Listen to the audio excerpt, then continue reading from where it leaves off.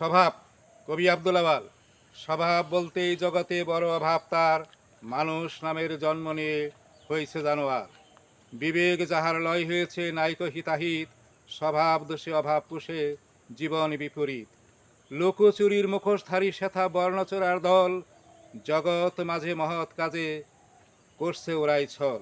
ফুলের সুবাস ভালোবাসে ফুলের প্রেমিক যারা, নোংরা পচা আহার করে কুকুর শ্রেণীর যারা।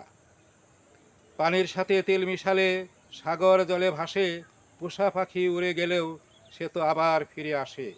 গাধার স্বভাব ঘোলা পানি পিপাসা মিটায় তাই, চোরের স্বভাব চির অভাব ভালোর কিছু নাই। পরের ভালো দেখলে যাহার অভাব কেন পড়ে, প্রতিহিংসায় এই দুনিয়ায় তাই অনাহারে মরে। ছাগির গায়ে বাঘের চাম, দেখতে বাঘের মতো, জননেতা যথাতথাও ভাই বিশ্বে এখন কত। স্বভাব দোষে হুশ বাহুষে ইহাই প্রতিদান, ঘৃণার চোখে দেখতে তারে নিজেই অপমান। অসৎ স্বভাব বাতিল করো, ন্যায়ের পথে আসো, নিজে মানুষ হয়ে আগে মানুষ ভালোবাসো।